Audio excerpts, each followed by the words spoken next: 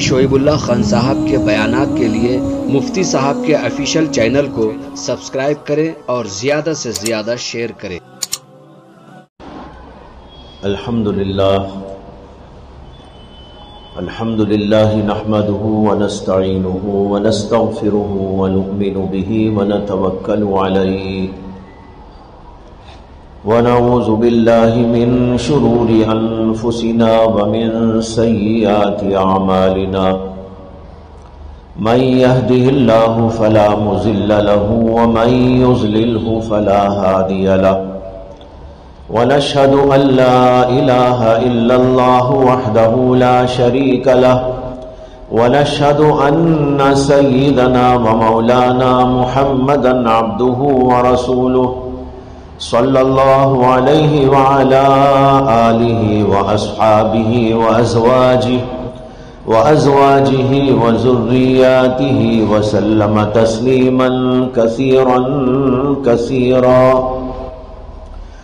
أما بعد فقد قال النبي صلى الله عليه وسلم نعمتان مغبوب فيهما كثير من الناس الصحة والفراغ أو كما قال صلى الله عليه وسلم۔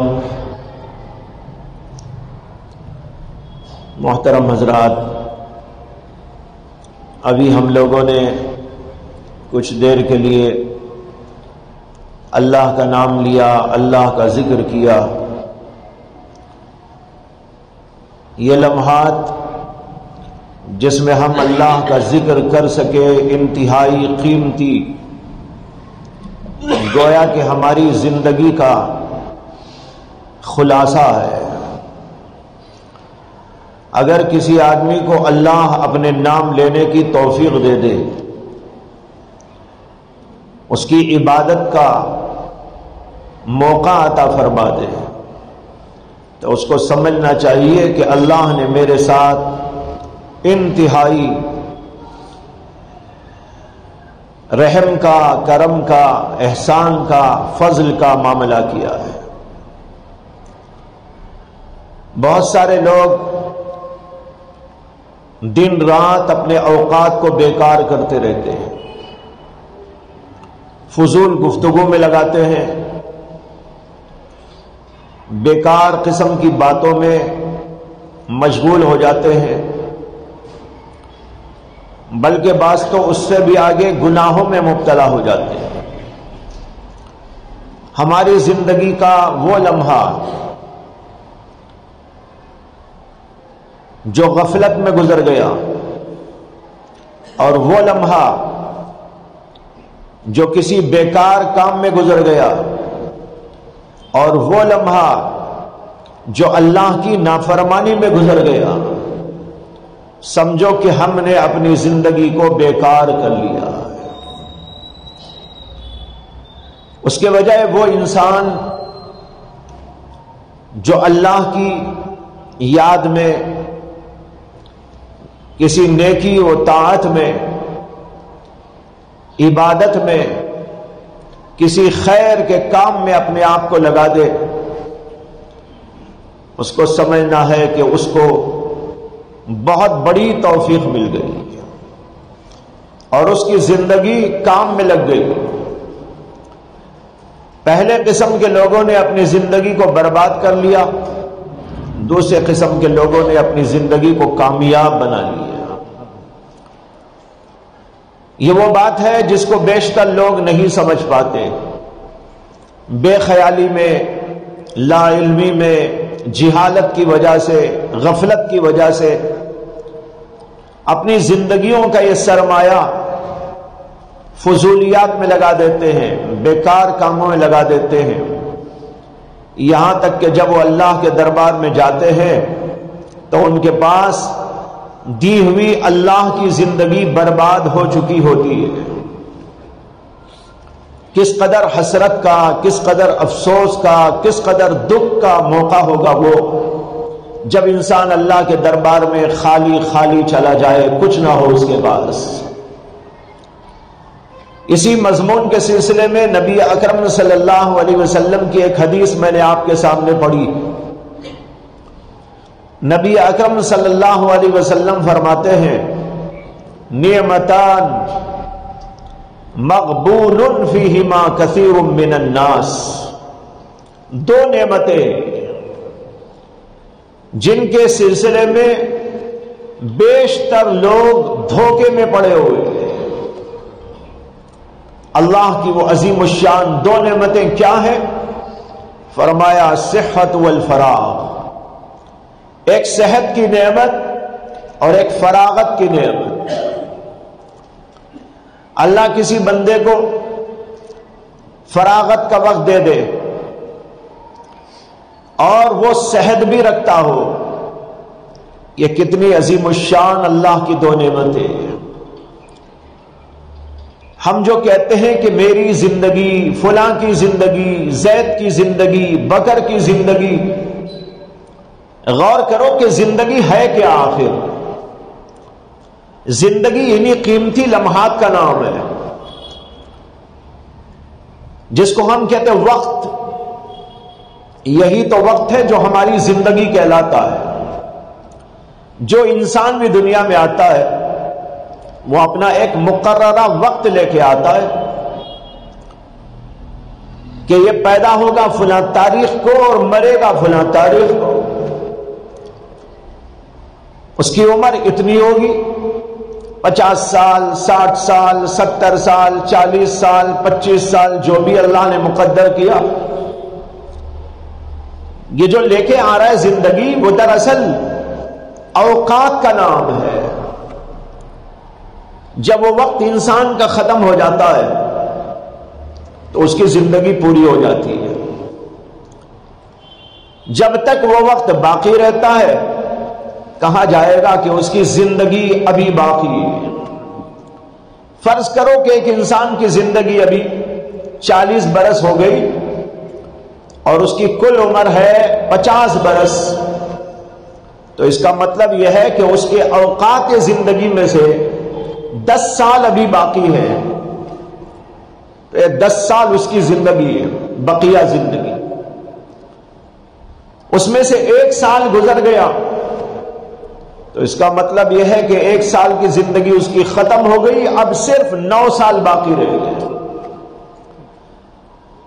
اس طرح ایک ایک سال جب انسان کا گزرتا رہتا ہے، بلکہ لمحہ لمحہ گزرتا ہے، دن اور رات گزرتے ہیں، ہفتے اور مہینے گزرتے ہیں، تو اسی قدر اس کی زندگی ختم ہوتی جاتی ہے، یہاں تک کہ اس کا آخری وقت آ جاتا ہے اور پوری زندگی ختم ہو جاتی ہے۔ جب انسان کی زندگی ختم ہو جائے اب وہ کچھ نہیں کر پاتا۔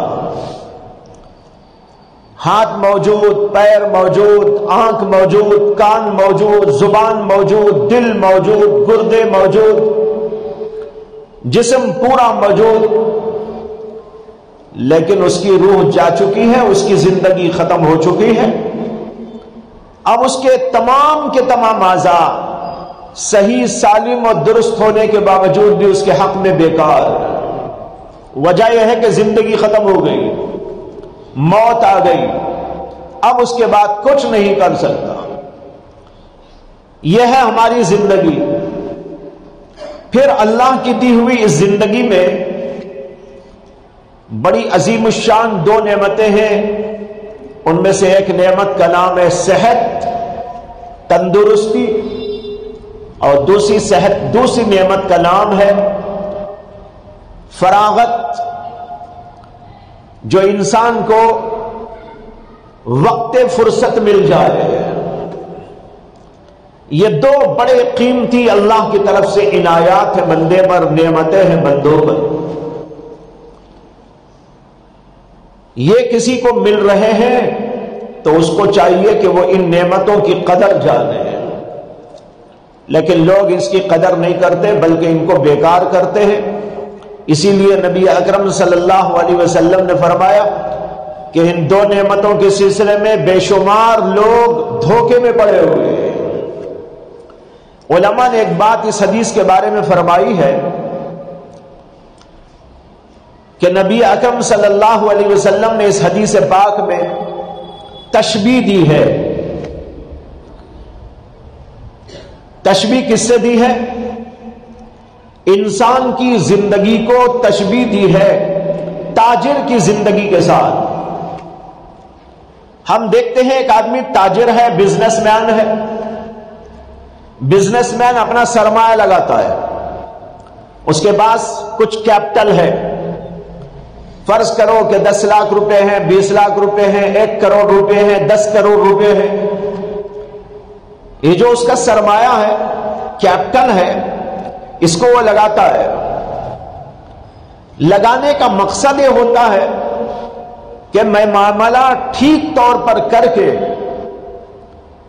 عقل کے ساتھ، بصیرت کے ساتھ، اچھی تدبیر کے ساتھ معاملے کو سلجھاتے ہوئے، معاملے کو سمجھتے ہوئے یہ 1 کروڑ روپے میں لگاؤں گا اور اس 1 کروڑ سے میں کئی کروڑ روپے حاصل کروں. دنیا میں یہی تو ہوتا ہے نا. تجارت میں آدمی لگاتا ہے اور لگایا ہوا مال اس کو نفع دیتا ہے. جب آدمی مال لگا کر کمائی ٹھیک طور پر کرتا ہے کہ اصل سرمایہ بھی باقی ہو اور اس کے ساتھ اسے نفع بھی ہو جائے، تب کہا جائے گا کہ یہ نفع بخش تجارت ہے. یہ کیا ہے؟ نفع بخش تجارت. اور اگر کوئی آدمی اپنا مال لگایا، سرمایہ تجارت میں لگایا، لیکن بے وقوفانہ حرکتیں کرتا رہا، تدبیر و سلیقہ نہیں جانتا تھا، الٹی سیدھی حرکتیں کرنے کے نتیجے میں یہ ہوا کہ جو 1 کروڑ لگایا تھا اس سے نفع تو کیا آتا، بلکہ اس میں سے 50 لاکھ روپے برباد ہو گئے. وجہ یہ ہے کہ کام درست نہیں کیا، محنت ٹھیک طور پر نہیں کیا، عقل و بصیرت کو کام میں نہیں لایا، تدبیر کا ملکہ نہیں تھا، سلیقہ نہیں تھا. نتیجہ یہ ہوا کہ 1 کروڑ لگایا تھا، 50 لاکھ چلے گئے اور 50 لاکھ ہی باقی ہیں. اور کوئی ایسا بھی ہوتا ہے جس کے کروڑ کے کروڑ ضائع ہو جاتے ہیں. اب کہا جائے گا کہ یہ تجارت نفع بخش نہیں ہے، یہ تو نقصان والی تجارت ہے. جب آدمی سرمایہ لگا کر نفع کمانے کے بجائے اپنا اصل سرمایہ گنوانے لگتا ہے تو عربی میں اسے کہتے ہیں دھوکہ کھانا، غبن. غبن اسی کا نام ہے. اللہ کے نبی علیہ السلام نے یہی لفظ یہاں استعمال کیا. نعمتانی، 2 نعمتیں ہیں، مغبون فیہما. یہ مغبون جو لفظ آیا غبن سے بنا ہے، جس کے معنی ہے دھوکہ. کچھ لوگ ایسے ہیں، زیادہ تر لوگ ایسے ہیں کہ ان 2 نعمتوں کے سلسلے میں دھوکے میں مبتلا ہیں، دھوکہ کھا رہے ہیں. دھوکہ کھانے والا وہ ہوتا ہے جو 1 کروڑ لگائے، نفع کے بجائے نقصان میں جائے. 1 کروڑ لگایا، اس پر کچھ لاکھ وصول ہونے کے بجائے کچھ لاکھ گنوا کے آ گیا. یہی نا جس کو ہم کہتے ہیں نقصان، دھوکہ کھا لینا. آدمی پیسے ڈال رہا ہے، دھوکہ کھا رہا ہے، ڈال رہا ہے، دھوکہ کھا رہا ہے. تو بھائیو، اللہ کے نبی علیہ السلام یہاں پر مثال دے کے سمجھا رہے ہیں کہ ان 2 نعمتوں کے سلسلے میں بھی بہت سارے لوگ ایسے ہیں جو اپنے اس سرمایے کو لگا کر نفع وصول کرنے کے بجائے نقصان میں پڑے ہوئے. اس کو یوں سمجھیے آپ کہ جس طریقے پر ایک تاجر اپنے پاس 1 کروڑ روپے لگتا ہے اور اسے تجارت میں لگاتا ہے، تو اللہ نے ہم سب کو زندگی کا سرمایہ دیا ہے. ہماری زندگی کا جو سرمایہ ہے وہی ہے جس کو ہم کہتے ہیں حیات، وہی ہے جس کو ہم کہتے ہیں اوقات. یہ ہمیں اللہ نے سرمایہ عطا کیا ہے. اور پھر اس کے اندر صحت بھی عطا کر دے اور فراغت بھی عطا کر دے، یہ نعمت دو بالا ہو جاتی ہے۔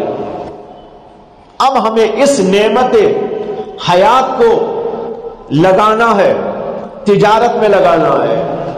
یہ کہ وہ ہوتا ہے جو دنیاوی تجارت ہے، اور ایک ہے آخرت کی تجارت، کہ ہمیں اس سرمایہ حیات کو لگا کر کچھ حاصل کرنا ہے۔ اگر حاصل ہو گیا، ہم نے ایک روپیہ وہاں خرچ کیا، اس کے بجائے میں 10 پیسے مل گئے، نفع ہو گیا۔ اسی طرح ہم نے یہاں پر ایک لمحہ لگایا اور ہمیں کچھ مل گیا، تو مطلب یہ ہے کہ ہماری زندگی نفع میں چل رہی ہے۔ 1 گھنٹہ ہم نے خرچ کیا، نفع مل گیا۔ 10 گھنٹے ہم نے لگا دیے اپنی زندگی کے، اس پر ہم کو نفع مل گیا۔ ہم نے 1 سال لگایا، اس کے اوپر ہم کو نفع مل گیا۔ ہم نے پوری زندگی لگائی، اس کے اوپر ماشاءاللہ نفع پر نفع، نفع پر نفع، نفع پر نفع آ رہا ہے۔ تب سمجھو کہ ہماری زندگی ٹھیک طور پر چل رہی ہے، اور زندگی نفع بخش زندگی ہے۔ جیسے وہ تجارت نفع بخش ہے، اسی طریقے پر یہ زندگی بھی نفع بخش ہے۔ اور اگر خدا نہ خواستہ ہم نے زندگی کے اس سرمایے کو لگایا لیکن وہ ضائع ہو گئی، ہاتھ کچھ نہیں آیا، 1 گھنٹہ خرچ کیا، ہاتھ کچھ نہیں آیا، 1 ہفتہ خرچ کیا، ہاتھ کچھ نہیں آیا، اسی طرح ہم نے 1 سال لگا دیا لیکن ہمارے ہاتھ کو کچھ نہیں ملا، تو اس کا مطلب یہ ہے کہ ہماری زندگی نقصان میں جا رہی ہے۔ اللہ کے نبی صلی اللہ علیہ وسلم کہتے ہیں 2 نعمتوں کے سلسلے میں بیشتر لوگ دھوکہ کھاتے ہیں۔ کس طرح دھوکہ کھاتے ہیں؟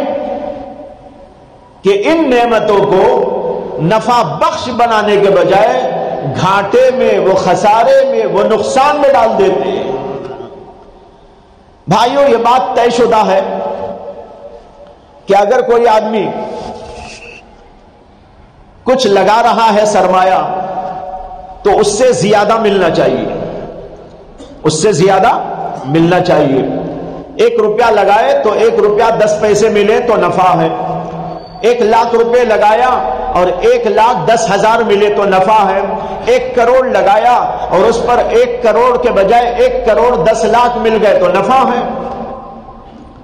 اسی طریقے پر ہماری زندگی لگے اور ہمیں کچھ ملے، تب ہماری زندگی نفع بخش۔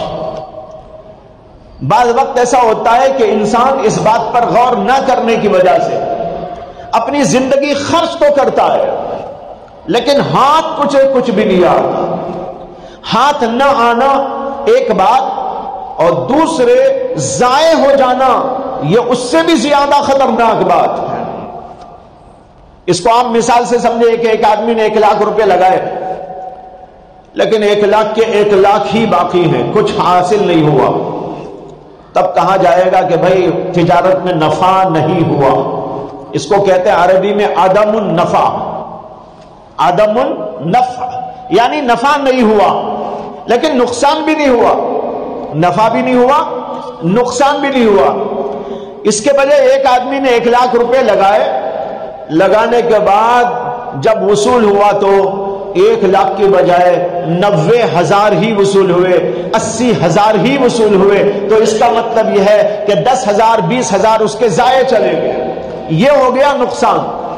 تو پہلی صورت میں عدم النفع ہے، دوسری صورت کے اندر نقصان ہے۔ اسی طرح جب ہم اپنی زندگی لگاتے ہیں تو اس میں بھی 2 شکلیں ہوتی ہیں۔ ایک شکل تو یہ ہوتی ہے کہ انسان اپنی زندگی لگاتا ہے لیکن نفع کچھ نہیں ہوتا، اور ایک صورت یہ ہوتی ہے کہ اپنی زندگی لگاتا ہے اور زندگی ضائع ہو جاتی ہے اور نقصان میں چلا جاتا ہے۔ علماء نے اس کی مثال دی، جیسے ایک آدمی نے 1 گھنٹہ بیٹھ کر گزار دیا، کچھ کام نہیں کیا، بس بیٹھا ہوا ہے، یوں دیکھ رہا ہے، یوں دیکھ رہا ہے، اوپر دیکھ رہا ہے، نیچے دیکھ رہا ہے۔ بعض لوگ ایسے بھی ہوتے ہیں، اس کو کہتے ہیں فضول النظر، بیکار دیکھنا، ادھر دیکھنا ادھر دیکھنا، چلتے چلتے ادھر دیکھ رہا ہے۔ اور بہت سے لوگوں کو فضول النظر کی عادت پڑ جاتی ہے، یعنی بیکار دیکھتے رہتے ہیں، دیواروں کو دیکھتے ہیں، دریچوں کو دیکھتے ہیں، محرابوں کو دیکھتے ہیں، لائٹوں کو دیکھتے ہیں، حالانکہ اسے دیکھ دیکھ کے تھک چکے ہیں پھر بھی دیکھتے ہیں، عادت پڑی ہوئی ہے۔ بلکہ میں بعض لوگوں کو دیکھتا ہوں کہ ایسی بری عادت پڑی ہوئی ہے، نمازی نماز پڑھتے ہیں، نماز پڑھتے ہی پھر کر سب کو دیکھتے ہیں، حالانکہ کوئی مقصد نہیں اس کے دیکھنے کا۔ نماز پڑھا، سلام پر پھیر دیا، امام صاحب نے کہا السلام علیکم ورحمۃ اللہ، السلام علیکم ورحمۃ اللہ، یہ بولتے ہی سلام پھیر کر سب کو دیکھتا ہے، ادھر بھی ادھر، کچھ بھی مقصد نہیں دیکھ رہا ہے۔ علماء کہتے ہیں یہ فضول النظر ہے، بیکار نظر، یہ بھی ایک مومن کے شایع نشان نہیں۔ جب کوئی مقصد نہیں تو دیکھتا کیوں ہے؟ اسی لیے بہت سے بزرگوں کے بارے میں آتا ہے کہ وہ اپنی آنکھ بند کر کے بیٹھا کرتے تھے، جب بیٹھتے تھے، جب کوئی کام نہیں تو ادھر ادھر دیکھنے کے بجائے اپنی آنکھ کی حفاظت یوں کرتے تھے کہ اپنی آنکھوں کو بند رکھ کے بیٹھے ہوئے۔ اسی طرح بولنے میں، دیکھنے میں، کچھ اور کام میں فضول اگر جو کر رہا ہے آدمی تو بس اس کا مطلب یہ ہے کہ اس کی زندگی سے اسے کچھ بھی نفع نہ ہوا۔ اور اگر اس سے آگے بڑھ کر ایک آدمی نے اپنی زندگی کے لمحات کو گناہ میں گزار دیا، برائی میں گزار دیا، تو اس نے اپنی زندگی بیکار کر ڈالی، نقصان ہو گیا اسے۔ یہ زندگی تو بڑی قیمتی تھی جو اللہ نے عطا کی، اس قیمتی چیز سے اس سے زیادہ قیمتی چیز وصول کرنا چاہیے۔ اگر کم از کم اتنا ہی لے لے تب کہا جائے گا نفع نہیں ہوا، نقصان بھی نہیں ہوا۔ لیکن اگر نقصان کی بات اس سے حاصل کر لے، 10 روپے دے کر 8 روپے وصول کر لے، بے وقوف ہے کہ نہیں ہے؟ بالکل بڑا بے وقوف۔ اسی طرح غور کیجئے کہ ہم اپنی زندگی کے ان قیمتی لمحات کو جہاں گزارتے ہیں، جیسا گزارتے ہیں، اگر ہمیں اس گزارنے سے کچھ زیادہ فائدہ مند چیز مل رہی ہے تو ہم کو نفع ہو رہا ہے، اور اگر کچھ نہیں مل رہا ہے تو بس زندگی یوں ہی پڑی ہوئی ہے، اور اگر کوئی نقصان دہ بات ہو رہی ہے تو اس کا مطلب یہ ہے کہ ہماری زندگی کو ہم نے بیکار کر دیا ہے۔ اس لیے ہماری زندگی کے ہر لمحے کو کسی نہ کسی نیکی میں گزارو۔ شیخ سعدی نے لکھا ہے ان کی کتاب بوستان گلستان میں کہ میں جب بچہ تھا تو میرے ہاتھ میں، میری انگلی میں میرے ماں باپ نے ایک انگوٹھی ڈال دی تھی، سونے کی انگوٹھی یا چاندی کی انگوٹھی۔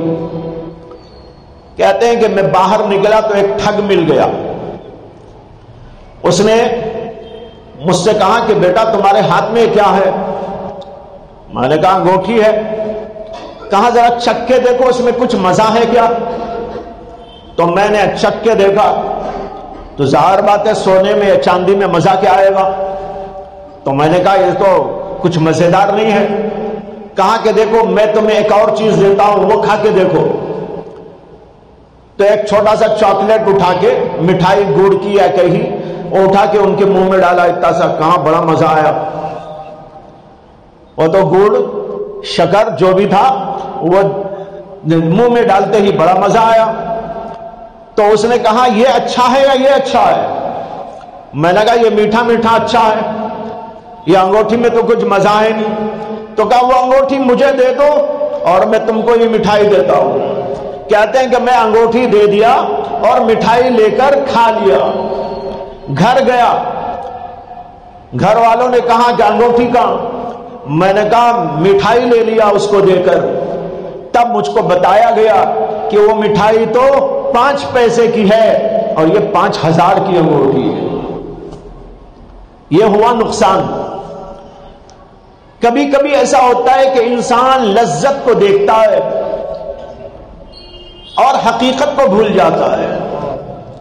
اسی طرح کبھی انسان گناہوں کی لذت میں مبتلا ہوتا ہے اور یہ بھول جاتا ہے کہ میں جو چیز دے رہا ہوں اپنی زندگی کے قیمتی لمحات، وہ کس قدر عالی شان ہے. وہ انگوٹھی تو کچھ بھی نہیں اس کے سامنے. اللہ کی دی ہوئی یہ نعمت حیات، یہ نعمت صحت، یہ نعمت فراغت، یہ تو اتنی بڑی بڑی عظیم الشان چیزیں ہیں کہ اس سے تو پوری دنیا خریدی جا سکتی ہے. اب اس اتنی عظیم اور قیمتی چیز کو انسان جو ہے معمولی لذتوں کے حوالے کر دیتا ہے. اب آدھا گھنٹہ لذت میں لگا دیا، لیکن وہ آدھا گھنٹہ جو گزر گیا اس کو سمجھنا چاہیے وہ اربوں کھربوں سے کم نہیں، وہ اربوں کھربوں سے کم نہیں. ہم نے اربوں کھربوں کی نعمت حیات دے دی اور تھوڑی سی لذت حاصل کر لی. وہ ویسے ہی ہوا جیسے کہ شیخ سعدی کہہ رہے ہیں کہ بچپن، وہ تو خیر بچپن کا واقعہ ہے، بچپن میں تو ایسا ہو سکتا ہے، لیکن بچپن میں کر دیا تو ٹھیک، لیکن 55 میں بھی اگر کرنے لگے تو کتنا بڑا بے وقوف ہے. آج بھائیو غور کر لیں، ہم لوگ اپنی زندگیوں کو کہاں لگا رہے ہیں؟ لذتوں میں، خواہشوں میں، دنیا کی لذتوں میں، دنیا کے پیچھے. اور اس میں لگانے کے بعد ہمیں تو نقصان ہو گیا کہ ہماری قیمتی چیز چلی گئی اور معمولی چیز ہم کو مل گئی. مٹھائی کا ایک ٹکڑا مل گیا اور اتنی عظیم الشان جو انگوٹھی تھی وہ چلی گئی، بلکہ اس سے بھی زیادہ قیمتی چیز ہمارے ہاتھ سے نکل گئی. آج بیشتر لوگ یہ کر رہے ہیں. اسی کو اللہ کے نبی صلی اللہ علیہ وسلم نے اس کے اندر فرمایا نعمتانی مغبون فیہما کثیر من الناس.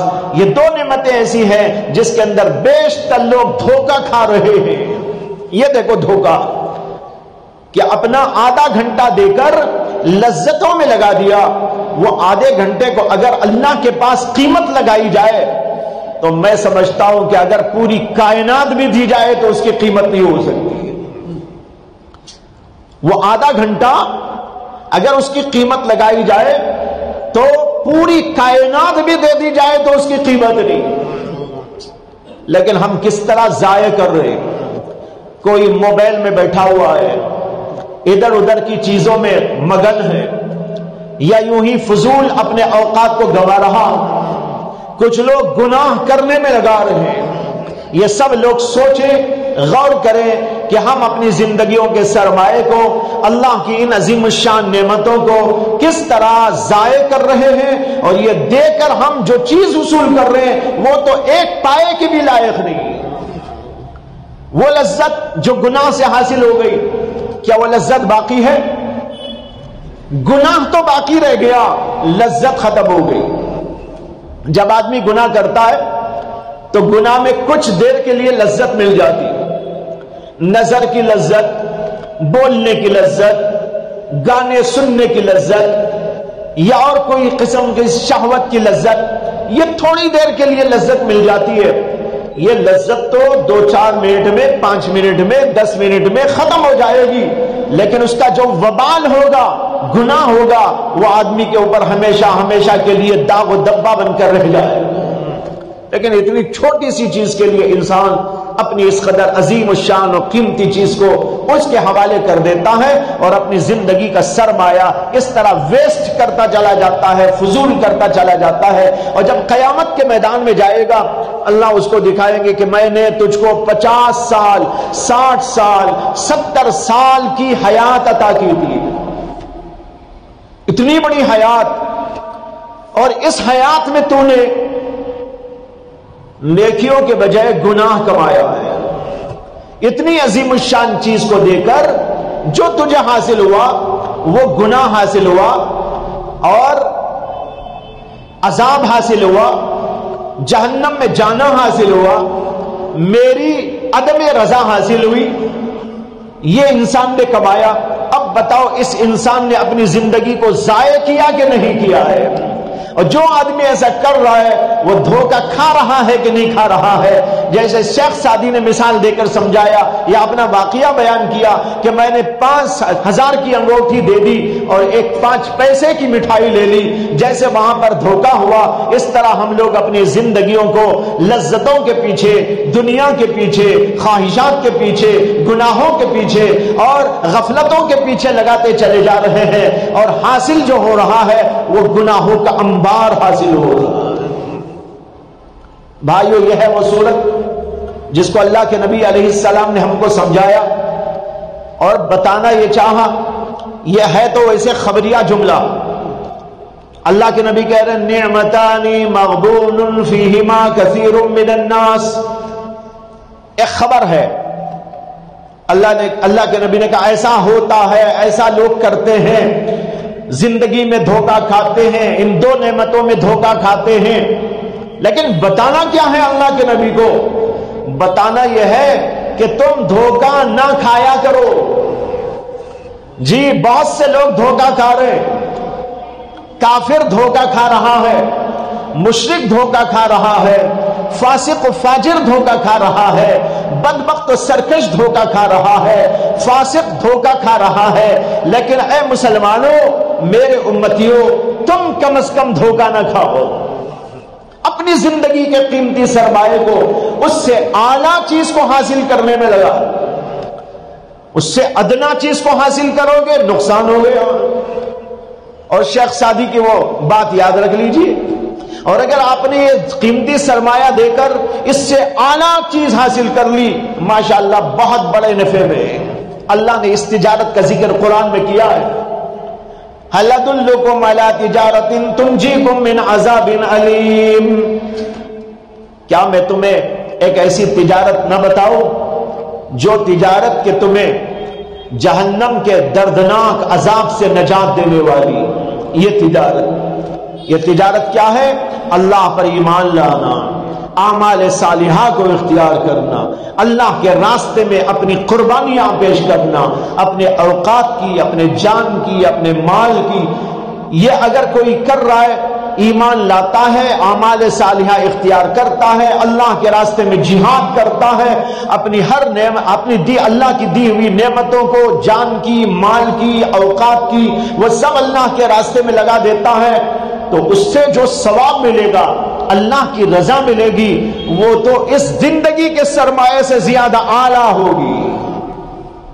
یہ ایسا ہوا جیسے 1 کروڑ لگا کر کوئی آدمی 10 کروڑ حاصل کر لیا، 1 کروڑ لگا کر 10 کروڑ حاصل کر لیا، وہ کتنا بڑا عقل مند۔ اسی طرح جو آدمی زندگی کے اس سرمایے کو، صحت کے سرمایے کو، فراغت کے سرمایے کو نیکیوں میں، طاعتوں میں، ایمان کے لگانے میں، ایمان کے بنانے میں، ایمان کو ترقی دینے میں، اللہ کے راستے میں جہاد میں، اور اللہ کے راستے میں دینی خدمات کے انجام دینے میں، ان چیزوں کے اندر اگر لگا دیتا ہے تو یوں سمجھے کہ اس نے جتنی زندگی لگائی اس سے 10 گنا نہیں بلکہ 100 گنا زیادہ اس نے حاصل کر لیا، اس لیے کہ اسے جنت مل رہی ہے۔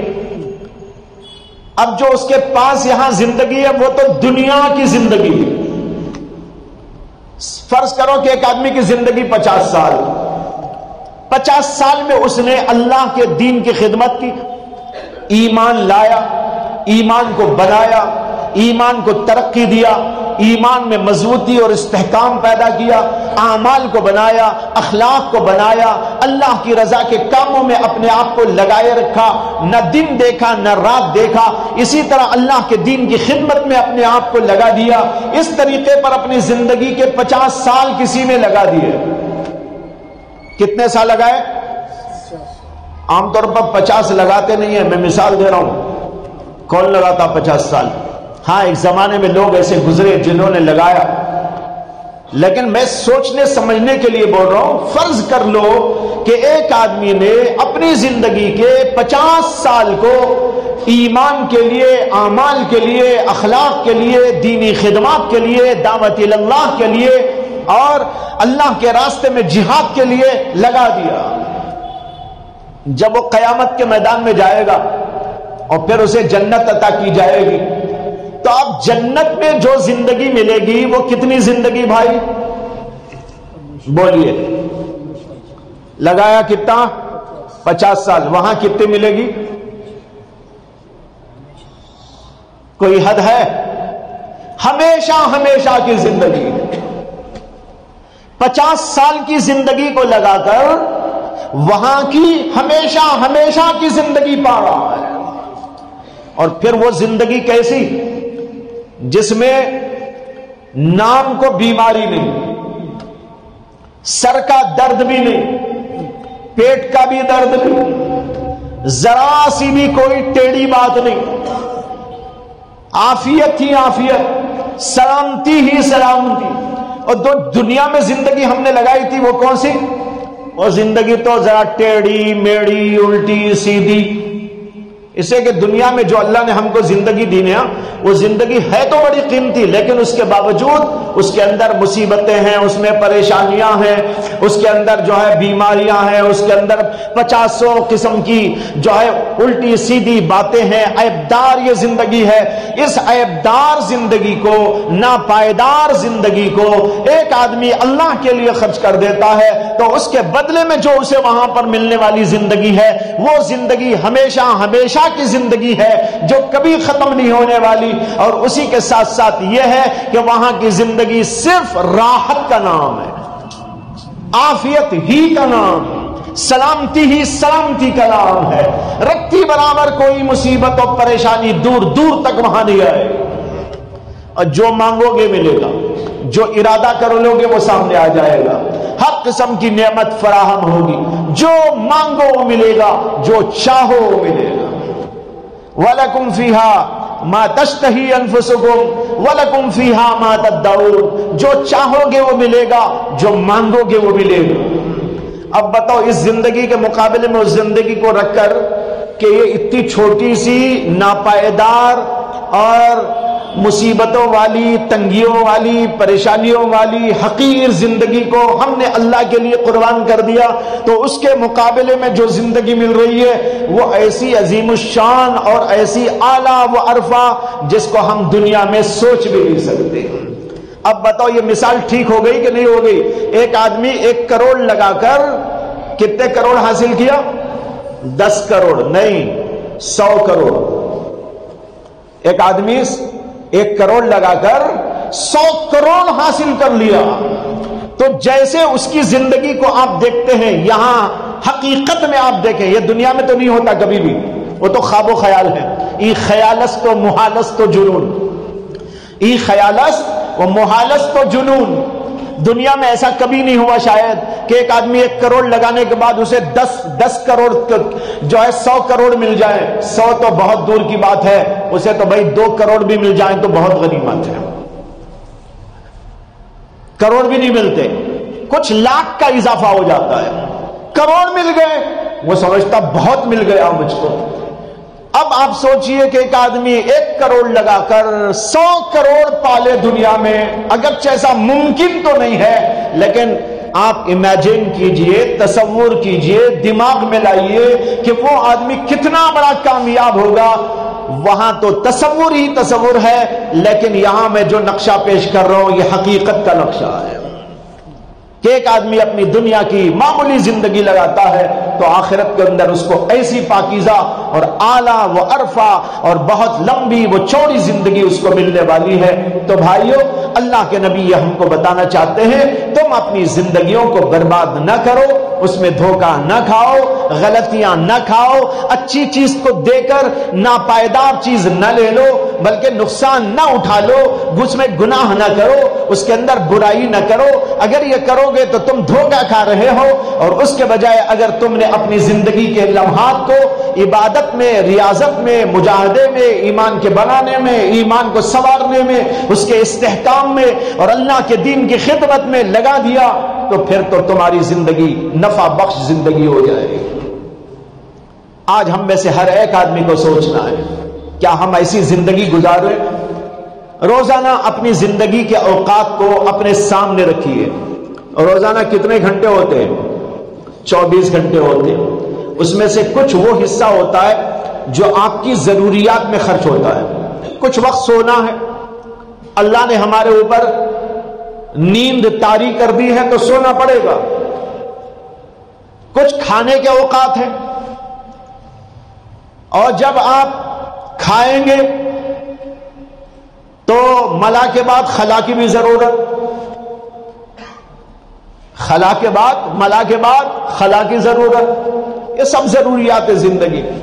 کسی کو تجارت بھی کرنا ہے، بیوی بچے بھی ہیں، دکان بھی سنبھالنا ہے، یا اور کوئی مصروفیت ہے، ان مصروفیت کو نکال دیجئے، ضروری مصروفیات، اس کے بعد کتنے اوقات بچ رہے ہیں اس کو غور کیجئے۔ آج تو لوگ یہ کہتے ہیں ہمارے پاس وقت ہی نہیں ہے، حالانکہ ان کے پاس بہت وقت موجود ہے، سمجھتے ہیں غلط، فضول اوقات جو ان کے لگ رہے ہیں اس کو بھی وہ سمجھتے ہیں میں ضرورت میں لگا رہا ہوں۔ کتنا بڑا بے وقوف ہے کہ فضول وقت لگا رہا ہے اور سمجھ رہا ہے میں ضرورت میں خرچ کر رہا ہوں۔ اگر کوئی آدمی غور و فکر کے ساتھ ان اوقات کا تجزیہ کرے، طبعی ضرورتیں میری کتنی ہیں، شرعی ضرورتیں میری کتنی ہیں، اور اس کے علاوہ کچھ دنیاوی اعتبار سے کیا کیا میرے اوپر لوازمات اور ذمہ داریاں ہیں، بیوی کے، بچے کے اور ماں باپ کے اور فلاں کے، کمانے کے، دھمانے کے، ان اوقات کو بھی نکال ڈالے، اس کے بعد سوچے کہ میرا کتنا وقت بچ رہا ہے۔ بعض لوگ کہیں گے کہ ہمارا کچھ وقت ٹی وی میں گزرتا ہے، ٹی وی کا وقت تو بیکار ہے، نقصان دہ ہے، جو ٹی وی پہ بیٹھ کے وہ دیکھ رہا ہے تو سمجھو کہ اتنا وقت اس نے اپنی زندگی کا برباد کر لیا ہے۔ کچھ لوگ موبائل میں بیٹھے ہوئے ضرورت کی چیز دیکھ رہا ہے تو ایک بات، لیکن گناہ کی باتیں دیکھ رہا ہے، فضولیات کو دیکھ رہا ہے، ادھر ادھر کی گندی چیزوں کو دیکھ رہا ہے، اس کو سمجھنا چاہیے کہ میں نے اپنی زندگی کو برباد کر لیا ہے، اتنا قیمتی سرمایہ میں نے دے کر اپنے اوپر گناہ کا بوجھ لاد لیا ہے۔ لہذا ایسے تمام اوقات کو الگ کر لے اور یہ عہد کر لے کہ یہ بچے ہوئے جو اوقات ہیں میرے، ان اوقات کو میں صرف اور صرف دین کے لیے خرچ کروں گا، نماز کے لیے، ذکر کے لیے، تسبیحات کے لیے، تلاوت کلام اللہ کے لیے، دینی خدمات کے لیے، دعوت اللہ کے لیے، اور کوئی ایسی بات ہو دین کی اس کے اندر خرچ کرنے کے لیے اپنے ان اوقات کو مخصوص کر دے۔ اس کے علاوہ تمام اوقات اس کے ہونا چاہیے وہ جو ضرورت کے ہیں، اور جو بچ گیا وہ صرف اور صرف دین کے لیے لگا دے۔ اگر اس طریقے پر ایک آدمی اپنی زندگی کے اوقات کا تجزیہ کرتا ہے اور پھر اس کو لگا دیتا ہے تو انشاءاللہ اس کی زندگی کامیاب زندگی ہوگی۔ یہ تجارت اس کے لیے آخرت میں بہت بڑا سرمایہ پیدا کر لے گی اور وہ جنت میں داخل ہو جائے گا۔ اس کے بجائے کسی اور کام میں لگائیں گے تو بھائیوں بہت بڑا نقصان، اور آخرت کے اندر سوائے حسرت کے کچھ نہیں ہوگا۔ ایک حدیث میں آتا ہے کہ نبی اکرم صلی اللہ علیہ وسلم نے فرمایا جنتی جنت میں جانے کے بعد ان کو کسی چیز پر بھی حسرت اور افسوس نہیں ہوگی، افسوس نہیں ہوگا، لیکن ایک بات پر ان کو حسرت اور افسوس ہوگا۔ جنت میں جا کر بھی جو جنت ہی میں نہیں گئے ان کا سوال ہی نہیں، جو جنت میں چلے گئے ان کا ایمان بنا ہوا تھا، اعمال بنے ہوئے تھے، اخلاق بنے ہوئے تھے، کردار بنا ہوا تھا، اللہ خوش ہو کر ان کو جنت میں بھیج دیا۔ اللہ کے نبی کہتے ہیں وہ جنت میں جانے والے لوگوں کو ایک بات کی حسرت ہوگی، وہ حسرت یہ ہوگی ارے فلاں وقت جو ہمارا بیکار چلا گیا تھا بغیر یاد الہی کے، یہ نہ ہوتا تو کتنا اچھا تھا۔ جنت میں جا کر اس بات کا افسوس ہوگا۔ گناہ جو ہوا وہ تو الگ بات ہے، یہاں تو صرف اتنی بات ہے کہ ایک وقت ایسا گزر گیا کہ اس وقت میں اللہ کو یاد نہیں کیا۔ اللہ کو یاد نہ کرنا دل کو ستیاناش کر لینا ہے۔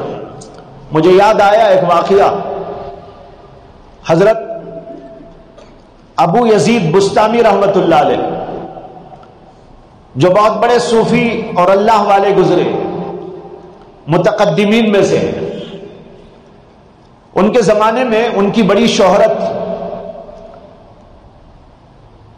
تو ایک دور دراز علاقے کا آدمی حضرت بایزید بستامی رحمت اللہ علیہ سے ملنے کے ارادے سے نکلا کہ بھئی سنا ہے بہت بڑے اللہ والے ہیں، ان کی زیارت کرنا چاہیے۔ تو اپنے علاقے سے نکلا، اس زمانے میں گھوڑوں پہ سفر ہوتا تھا یا اونٹوں پہ سفر ہوتا تھا، عام طور پر اونٹوں پر، گھوڑے کا سفر تو جہاد کے لیے ہوتا تھا۔ تو اونٹ پر سوار ہوا، کچھ کھانے کے لیے ساز و سامان رکھ لیا، اور چلتا رہا چلتا رہا چلتا رہا. بہت دور جانے کے بعد جب اس کا آدھا راستہ تقریباً ختم ہو گیا تو اس کو تھکان معلوم ہونے لگی اور بھوک بھی شدید لگنے لگی. اس نے کہا بھائی اتریں گے, کھانا کھائیں گے, کچھ دیر آرام کریں گے, اس کے بعد اگلا سفر طے کریں گے. چنانچہ ایک جگہ پر اترا, اپنا اونٹ ایک جگہ باندھا اور ایک بڑا سا درخت نظر آیا تو درخت کے سائے میں بیٹھ کر اپنا کھانا نکال کر کھایا. کھانے کے بعد اسی درخت کے نیچے کچھ دیر آرام کرنے کے لیے لیٹ گیا. اب لیٹے ہوئے اوپر دیکھ رہا تھا تو اس نے دیکھا کہ ایک ڈالی پر دو چڑیاں آ کے بیٹھی ہیں اور یہ آدمی جو تھا وہ چڑیوں کی زبان جانتا تھا. چڑیوں کی بھی زبان ہوتی ہے. ہم سمجھتے ہیں کہ چڑیوں کی زبان نہیں, جانوروں کی زبان نہیں, ان کی بھی اپنی اپنی زبان ہوتی ہے. خود قرآن پاک کے اندر موجود ہے کہ حضرت داؤد اور حضرت سلیمان علیہ السلام کو پرندوں کی بولی سکھائی گئی.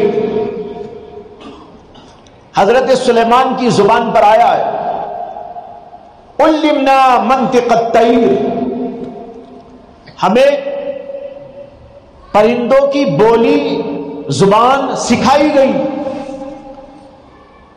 اور اس کے بعد اللہ نے اس کو سمجھانے کے لیے ایک قصہ بھی ذکر کر دیا ہے کہ حضرت سلیمان علیہ السلام اپنا لشکر لے کے جا رہے تھے اور ان کا لشکر وادی النمل کے اوپر سے گزرا, یعنی چونٹیوں کی وادی. تو پورے علاقے میں چونٹیاں کروڑوں اربوں خربوں کی تعداد میں تھی. حضرت سلیمان علیہ السلام جب وہاں گئے اور اترے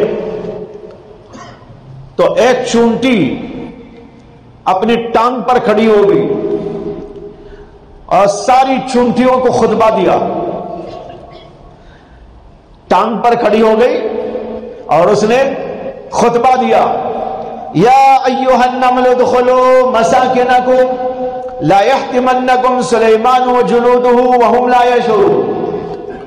اے چونٹیوں, اپنے گھروندوں میں داخل ہو جاؤ, کہیں ایسا نہ ہو کہ سلیمان بھی اور سلیمان کا لشکر بے شعوری کے عالم میں تم کو روندتا چلا جائے. حضرت سلیمان کو آواز آئی اور چونٹی کی بولی وہ جانتے تھے, انہوں نے سنا سمجھا. قرآن کہتا فتبسم ضاحکا من قولھا, حضرت سلیمان علیہ السلام کو اس کی اس بول پر ہنسی آ گئی, ہنسنے لگے. دیکھو چونٹی اپنے ساتھیوں ان کے اوپر رحم کر رہی ہے اور ان کو بول رہی ہے کہ سب اپنے اپنے گھروں میں داخل ہو جاؤ. یہ واقعہ اللہ نے اسی جگہ بیان کیا ہے.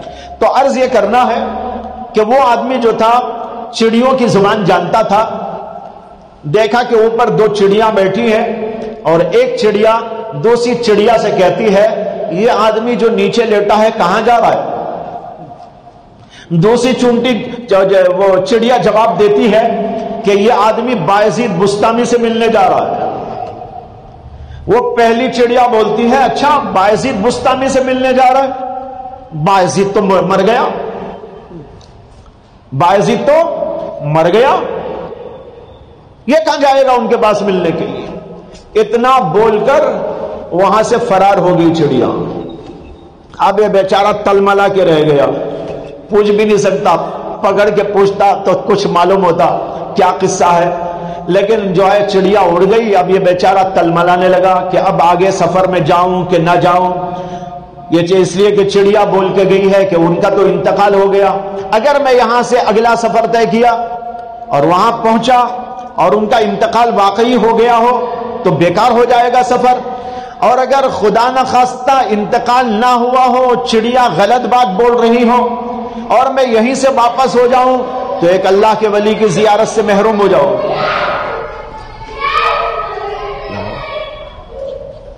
کیا ہوا؟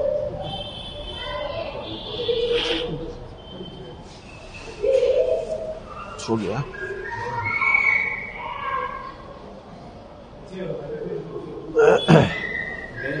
ہاں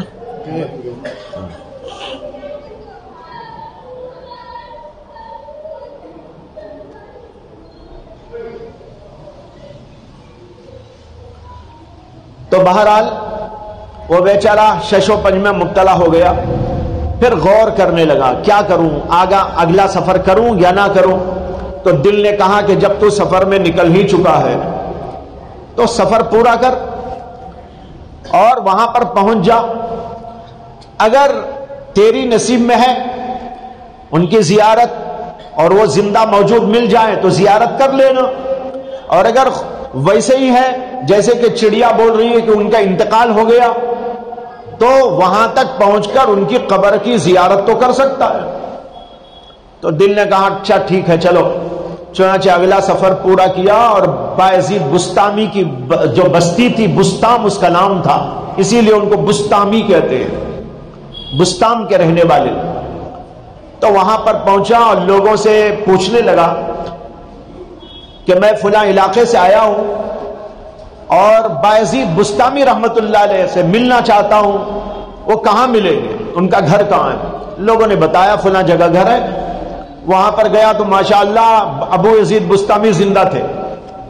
تو بہت خوشی ہوئی کہ میرا سفر کامیاب ہو گیا, ایک اللہ کے ولی کی زیارت ہو گئی.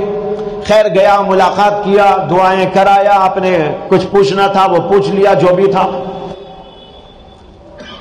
جب ان کے پاس سے رخصت ہونے کا وقت آیا تو اس نے بایزید بستامی سے کہا کہ حضرت جب میں سفر میں آپ کی خدمت میں آنے کے لیے نکلا تھا تو راستے میں ایک عجیب واقعہ میرے ساتھ پیش آیا, میں ذرا اس کی وضاحت چاہتا ہوں. پوچھا کہ کیا ہے. کہا کہ میں جب آ رہا تھا تو راستے میں ایک جگہ پر آرام کرنے لگا تو دو چڑیاں اوپر بیٹھی تھی اور ان میں ایسی ایسی گفتگو ہوئی. تو ایک چڑیا نے کہا کہ بایزید کا انتقال ہو گیا. میں ششوپن میں مبتلا ہوا, پھر بھی ہمت کر کے یہاں آیا تو آپ کی زیارت ہو گئی اور آپ ماشاءاللہ زندہ مجھ کو مل گئے. اب میں یہ سوال کرنا چاہتا ہوں کہ چڑیا کو کیا ضرورت تھی کہ وہ جھوٹ بولے آپ کے بارے میں؟ آپ کی اور چڑیا کی کوئی دشمنی ہے؟ یہ میری سمجھ میں نہیں آیا. تو حضرت بایزید بستامی رحمت اللہ علیہ نے کہا کہ بھائی یہ کب کا واقعہ ہے, کس تاریخ کا واقعہ ہے؟ تو اس نے حساب لگایا, اتنے دن پہلے فلاں تاریخ کو فلاں دن ایسے ٹائم میں واقعہ پیش آیا تھا. تو حضرت بایزید بستامی پر ایک خوف کے آثار طاری ہو گئے, پریشانی کے آثار طاری ہو گئے. کچھ دیر کے لیے وہ سوچنے میں مشغول ہو گئے, مستغرق ہو گئے. پھر کچھ دیر کے بعد سر اٹھایا اور ایک آہ کھینچی اور کہا کہ چڑیا نے سچ کہا کہ بایزید کا انتقال ہو گیا, اس لیے کہ جس وقت کی بات تم کر رہے ہو عین اس وقت میں کچھ دیر کے لیے اللہ کے ذکر سے غفلت ہو گئی, اور جس دل پر اللہ سے غفلت طاری ہو جائے اللہ کے نزدیک وہ مردوں میں لکھ لیا جاتا. تو بھائیو یہ واقعہ عبرت. تو ہمیں اپنے اوقات کو اچھے کاموں میں گزارنا چاہیے, اللہ کے ذکر میں گزارنا چاہیے اور دینی کاموں میں گزارنا چاہیے. اپنے اوقات کا ایک شیڈول بنائیے کہ ہمارا کوئی وقت بیکار نہ جائے. ضرورت کے جو اوقات ہیں کہاں کہاں لگنا وہاں لگائیے, اس کے بعد جو اوقات بچ رہے آپ کے اسے بھی کسی نہ کسی اچھے کام کے اندر لگائیے. بہت سے لوگ وہ ہیں جن کو شریعت کا علم نہیں, ان کو عقیدہ نہیں معلوم اور دینی امور نہیں معلوم, فرائض نہیں معلوم, بہت ساری چیزیں ہیں حاصل کرنے کی, لیکن ان سے غفلت ہے اس میں کہ وہ دین کا علم حاصل کیے بغیر اپنی زندگی کو گزار رہے ہیں. اپنے ان اوقات کو جو فضول لگاتے ہیں, کبھی ٹی وی میں لگا دیتے ہیں, موبائل میں لگا دیتے ہیں, ادھر ادھر کی بکواس میں لگا دیتے ہیں, باتوں میں ادھر ادھر کے خیالات میں لگا دیتے ہیں, ان اوقات کو علم دین حاصل کرنے میں لگا. ہمارے سلف صالحین اپنی زندگیوں کو علم کے لیے وقف کر دیتے تھے, کوئی لمحہ خالی نہیں ہوتا تھا, ہر لمحہ کچھ نہ کچھ دین کا کام, کچھ نہ کچھ علم کا کام, کچھ نہ کچھ نیکی کا کام کرتے ہی رہتے تھے. ایک بزرگ کے بارے میں لکھا ہے کہ ان کے شاگرد کہتے ہیں میں جب بھی ان کی خدمت میں گیا کبھی میں نے ان کو بیکار نہیں پایا.